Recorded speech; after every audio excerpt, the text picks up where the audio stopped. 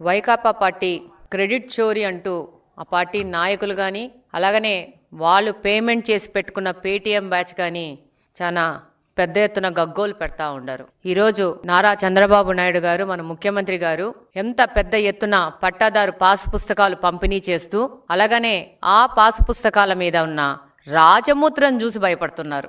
ఈరోజు ఒక ఆయుధం ఒక పిచ్చోడి చేతిలో ఉంటే ఏమవుతుంది, అదే ఒక ఆయుధం ఒక మంచి వ్యక్తి చేతుల్లో ఉంటే ఏమవుతుంది అనేది ఈరోజు ఈ యొక్క పట్టాదారు పాసు పుస్తకాలు నిదర్శనంగా కనపడుతున్నాయి.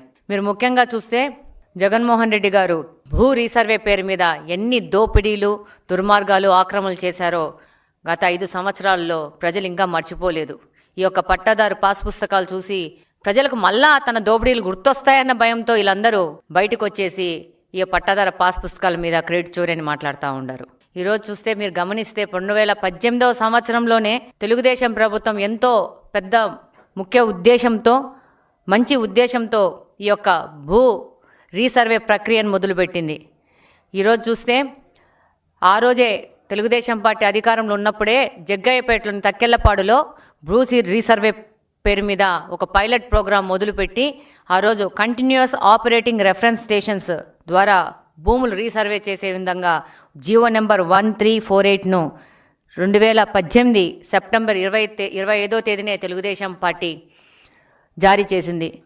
2019లో ఒక దురదృష్టవశాత్తు పార్టీ ఓడిపోవడము, వైకాపా పార్టీ అధికారంలోకి రావడము ఈ భూ సర్వేని ఒక దోపిడీ చేయడానికి ప్రజల భూములని ఆక్రమించుకోవడానికి వాడుకొని వాళ్ళు ఒక అవకాశంగా తీసుకొని వాళ్ళు కన్నుబడ్డ ప్రతి ఒక్క భూమిని వాళ్ళు లాక్కునే ప్రయత్నం చేశారు.